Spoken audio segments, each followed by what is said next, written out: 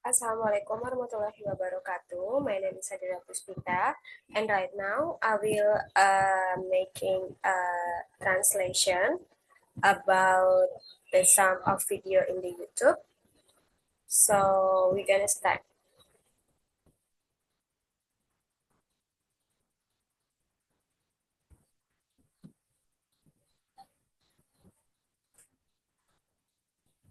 So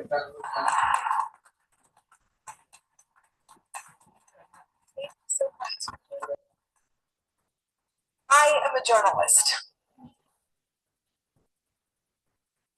My job is to talk to people from all walks of life all over the world.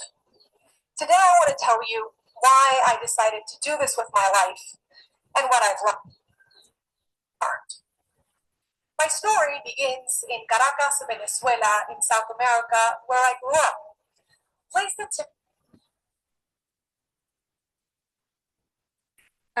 saya adalah seorang jurnalis dan tugas saya berbicara dengan berbagai kalangan di masyarakat di seluruh dunia. Hari ini saya ingin menyampaikan mengapa saya melakukan hal ini dan pelajaran apa yang saya dapatkan.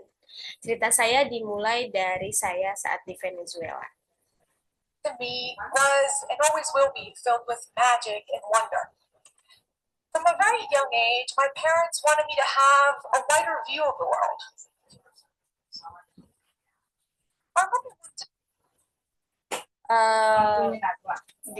Cerita saya dimulai saat saya berada di Venezuela, di Amerika Selatan, tempat saya tumbuh besar, dan juga suatu tempat yang menurut saya dia akan selalu punya penuh daya tarik dan juga keajaiban.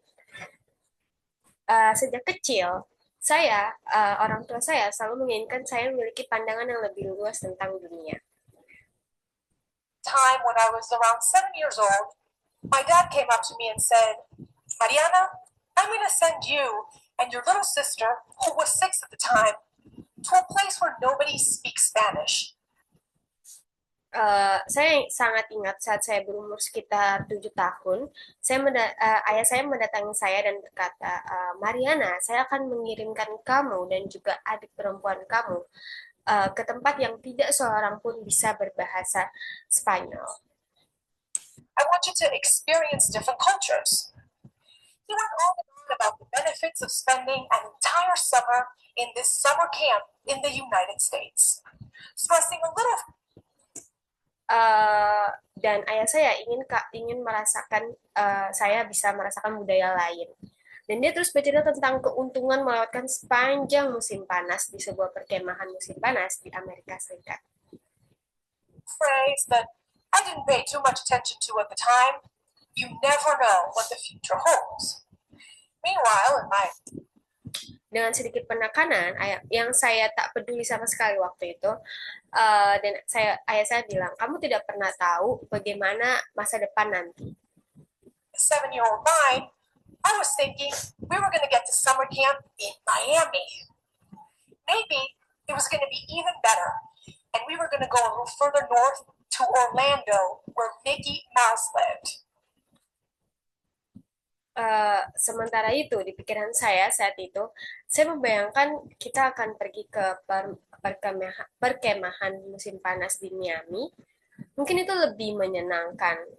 Maksud saya adalah kita bisa berkunjung sedikit ke arah utara, seperti di Orlando, tempat tinggal Mickey Mouse. I got really excited. My dad, however, had a slightly different plan. From Caracas, he sent us to Brainerd, Minnesota. Saya sangat bersemangat, tapi ternyata ayah saya punya rencana lain yang sedikit berbeda. Jadi dari Caracas, dia mengantarkan kami ke Brainerd, Minnesota. Mickey Mouse was not up there. And with no cell phone, no Snapchat or Instagram, I couldn't look up any information. Mickey Mouse tidak ada di sana. Di sana juga udah nggak ada ponsel, nggak ada Snapchat ataupun Instagram. Saya nggak bisa mencari informasi apapun. Got there, and one of the first things I noticed was that the other kids' hair was several shades of blonde, and most of them had blue eyes.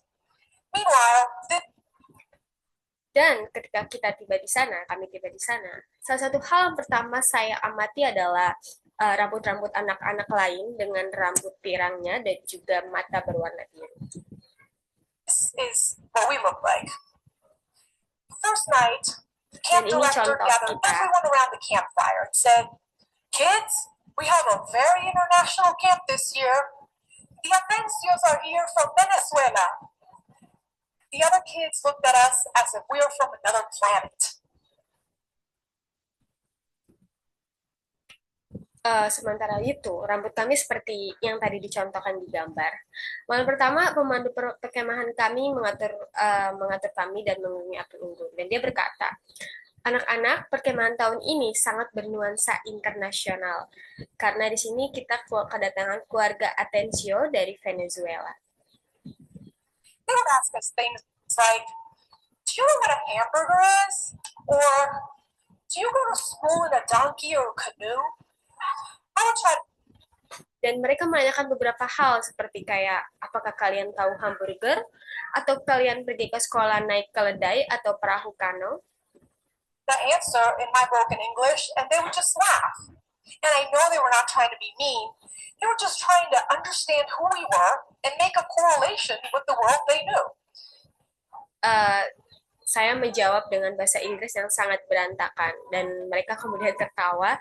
Saya tahu mereka tidak berniat kasar, mereka hanya ingin mencoba memahami siapa kami dan juga menghubungkan dengan lingkungan yang mereka tahu. We could either be like them or like characters out of a book filled with adventures like Aladdin or The Jungle Book. We certainly didn't look like them. We didn't speak their language. We were different.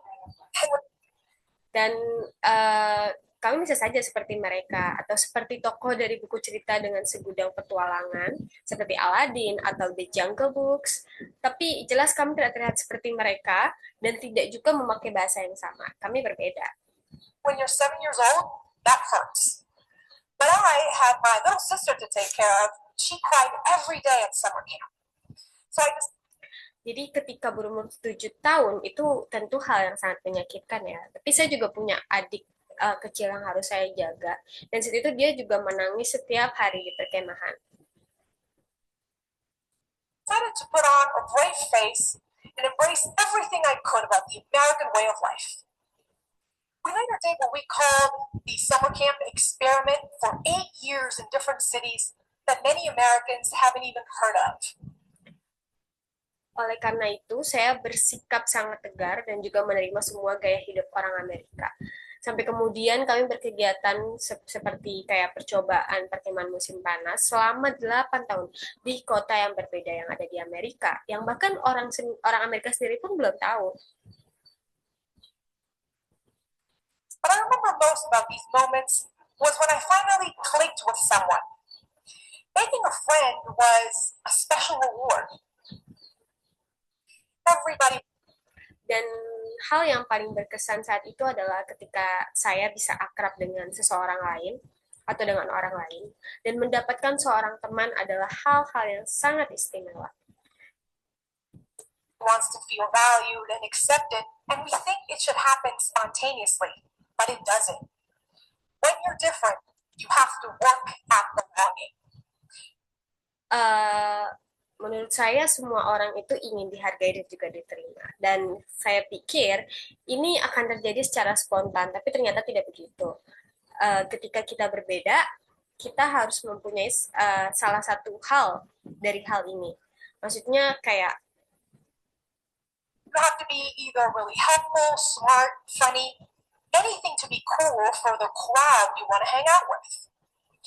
Jadi mungkin seperti kayak kalian suka menolong, pintar, lucu, itu adalah atau apapun hal yang terdengar keren bagi kelompok di mana Anda ingin diterima.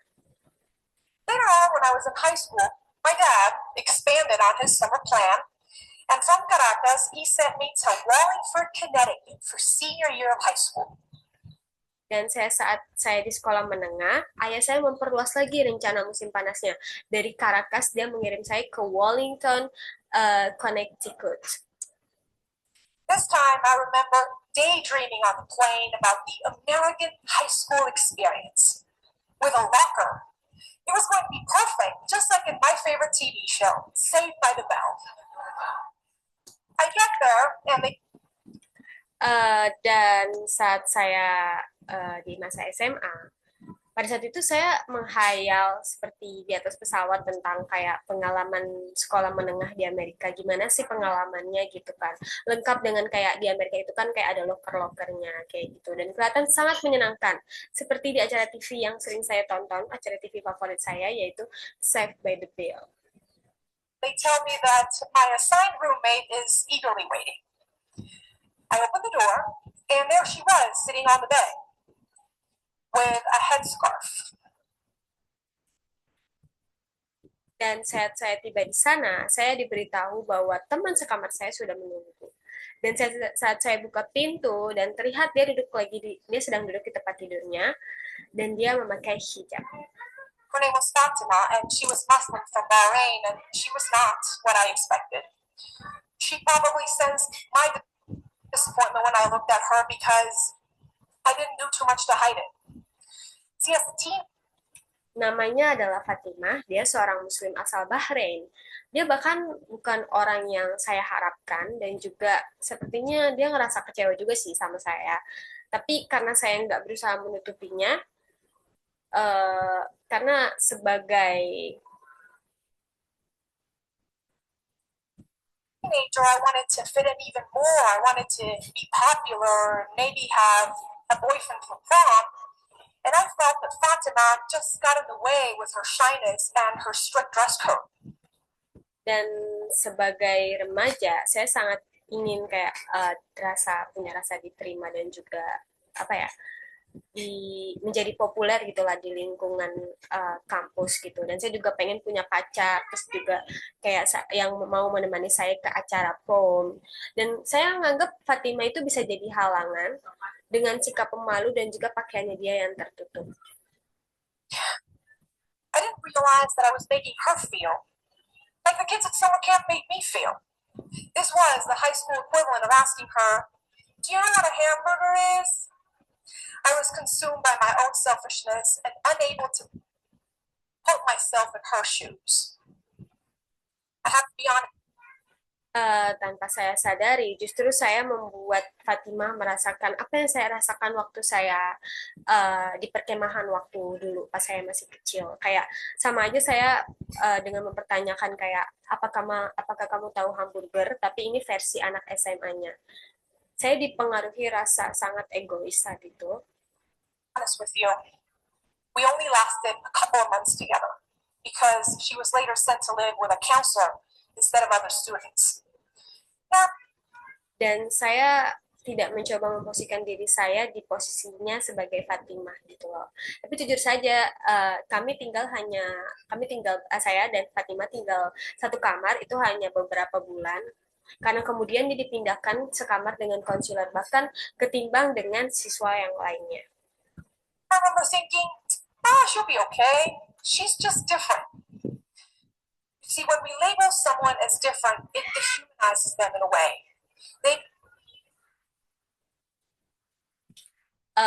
Karena saya dulu berpikir, ya udah dia mungkin bakal baik-baik aja. Karena emang dia berbeda gitu loh. Tapi saat kita labeli seseorang berbeda, itu berarti kita tidak memanusiakan mereka. They become the other. They're not worthy of our time, not our problem.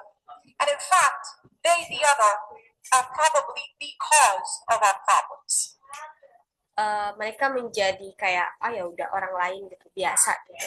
Tapi karena mereka tidak berharga bagi kita itu bukan berarti mereka itu tidak menjadi masalah buat kita. Bahkan sebenarnya orang lain yang kayak biasa aja justru itu bisa jadi penyebab dari masalah kita.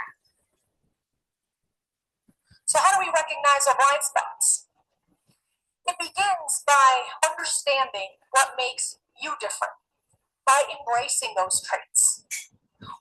Nah, bagaimana kita tahu kekurangan diri kita sendiri? Mulailah dengan memahami apa yang membuat kalian itu berbeda dengan cara menerima perbedaan tersebut. Only then can you begin to appreciate what makes others special. And I remember when this hit me, it was a couple of months after that. If you're wondering how I scored top marks by E's in university, one of my secret weapons is asking Germany to identify gaps in my app. I had found that boyfriend for prom and made a group of friends and practically forgotten about Fatima until Dengan begitu, kemudian kita bisa menerima apa yang membuat orang lain itu spesial. Saya ingat ketika saya menyadari kayak itu terjadi beberapa bulan setelah kejadian itu, saya juga udah punya pacar untuk diajak ke prom, dan mempunyai beberapa teman. Karena itu saya melupakan Fatima.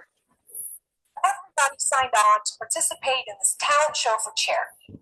You needed to offer a talent for auction, and it seemed like everybody had something special to offer. Sampai suatu hari, tiap siswa itu harus ikut di pertunjukan bakat untuk amal di sekolah saya, dan saya harus menunjukkan bakat yang akan dilelang. Tampaknya setiap orang itu mempunyai suatu hal yang spesial untuk ditampilkan.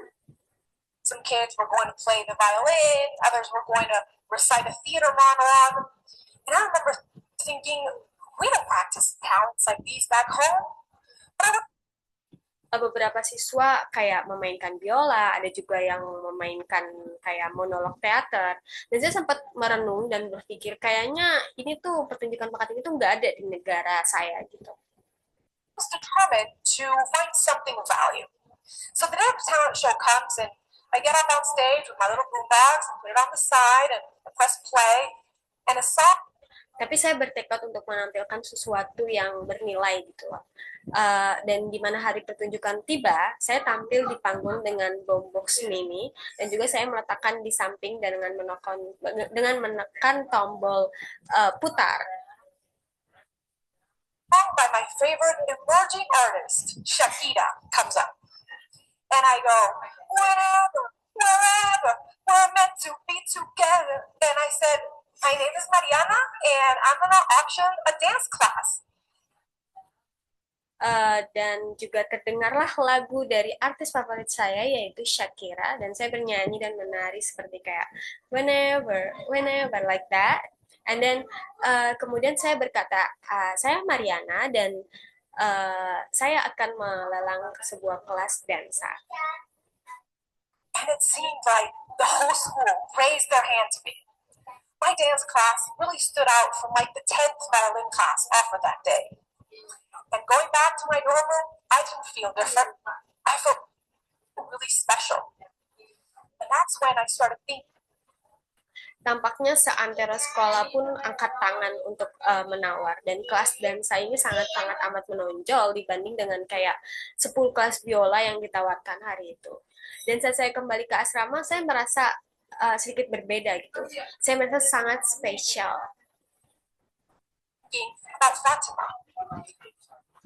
Dan saat itulah saya berpikir tentang Fatima.